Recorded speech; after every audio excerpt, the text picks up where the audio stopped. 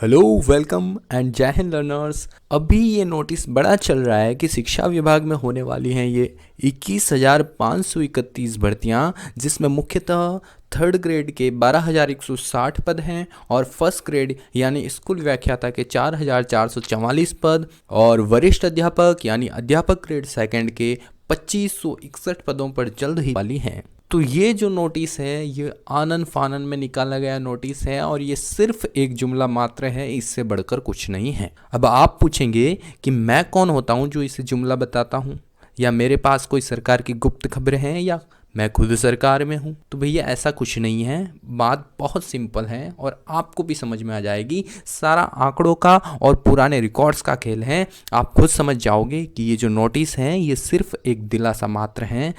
सबूत नंबर 1, 21,531।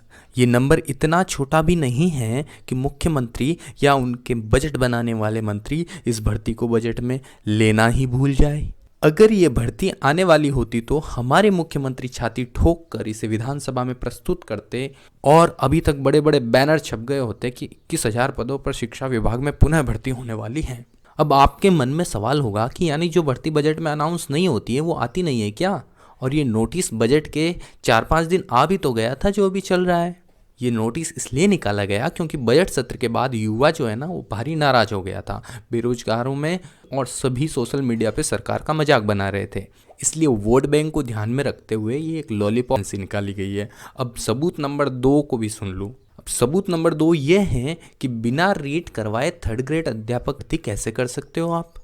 यदि आप रीट के बिना ही थर्ड ग्रेड भर्ती 12,160 पदों पर जो ये बोल रहे हैं आने वाली हैं वो करवाते हो, तो उसमें न तो नए विद्यार्थियों को मौका मिलेगा जो बीएड या बीएसटीसी के फर्स्ट ईयर में थे और उनको 2022 में मौका नहीं मिला था रीट में बैठने का, उनको अभी भी मौका नहीं मिल पाएगा क्योंकि वो अभी तक सेकेंड ईयर में आए नहीं हैं, और न ही उन विद्यार्थियों को मौका मिल पाएगा जो रीट 2022 में फेल हो गए थे। इसलिए डायरेक्ट थर्ड ग्रेड की वैकेंसी निकालना पॉसिबल नहीं है, क्योंकि अभी आप थर्ड ग्रेड की डायरेक्ट वैकेंसी निकाल देते हो 12,160 पदों पर, तो वो ही बच्चे एलिजिबल होंगे जो इस बार एलिजिबल हुए हैं, यानी कि 2 लाख के करीब बच्चे ही इसमें भाग लेंगे और वोट बैंक फिर पीछे रह जाएगा। इसलिए इनको थर्ड ग्रेड से पहले रीट करवानी होगी ही होगी, और 2023 में भैया ये रीट ही करवा लेना, यानी कि रीट परीक्षा का आयोजन भी 2023 में ये फिर से करवा, बहुत बड़ी उपलब्धि होगी और अपने आप में बहुत बड़ी बात होगी।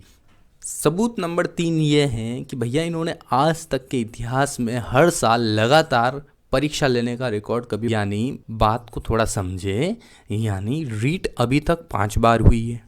2011 में, 2 साल के बाद 2013 में, फिर 2 साल के बाद 2015 में, फिर 2 साल के बाद 2017 में, यानी 2017 तक रीट 4 बार हुई थी और रीट के आधार पर ही थर्ड ग्रेड शिक्षकों की भर्ती कंप्लीट कर ली जाती थी। लेकिन इस बार जो रीट हुई है वो 5 सालों बाद यानी कि 2022 में हुई है, और इस बार की रीट को प्रीलिम्स यानी कि एलिजिबिलिटी टेस्ट है, और 2023 में रीट मेंस की परीक्षाएं पूरी हुई। तो हम देखते हैं कि 2 साल तो इनको कम से कम लगता है किसी भी भर्ती को कंप्लीट करवाने में। तो 2022 को ध्यान में रखा जाए तो 2 साल जोड़ें तो 2024 होता है, यानी कि इस बार ये रीट करवा लेंगे 2023 में, तो 2024 में ये थर्ड ग्रेड की वैकेंसी को कंप्लीट कर पाएंगे। और इसी प्रकार सेकंड ग्रेड और फर्स्ट ग्रेड का भी इतिहास रहा है। 2019-20 के बाद फर्स्ट ग्रेड 2022 में और सेकंड ग्रेड भी 2018-19 के बाद 2022 में ही हुआ है। इसलिए हम इनके पिछले रिकॉर्ड्स को देखें तो अभी ये नेक्स्ट तो इम्पॉसिबल है कि 2023 में नई वैकेंसियां आए भी और उन पे भर्ती प्रक्रिया चालू भी हो जाए। इसलिए वो बच्चे बिल्कुल नहीं घबराएं जो कि कह रहे थे कि सर मेरा अभी बीएड या बीएसटीसी का फर्स्ट ईयर है या एग्ज़ाम भी नहीं हुए हैं, और हम एलिजिबल कैसे हो पाएंगे यदि अभी ये भर्ती निकाल दी जाएगी, या मेरी इतनी जल्दी तैयारी हो कैसे पाएगी। तो आप निश्चिंत रहें, अभी आपके पास समय है, तसल्ली से बारीकी से सिलेबस को एक एक टॉपिक को कंप्लीट कर डालो। जब सिलेबस हो जाए तो प्रैक्टिस करो, और जब वैकेंसी आए तो अपनी एक सीट एक ही बार में पक्की कर लो। उम्मीद करता हूँ मेरे द्वारा दी गई जानकारी आपको पसंद आई होगी। यदि हाँ तो लाइक का बटन जरूर दबाएं, और चैनल पर पहली बार आए हैं तो इसे सब्सक्राइब भी जरूर कर लें, जिससे ऐसी ही महत्वपूर्ण जानकारी आपको सबसे पहले मिलती रहे। चैनल पर आने के लिए आपका बहुत बहुत धन्यवाद। जय हिंद।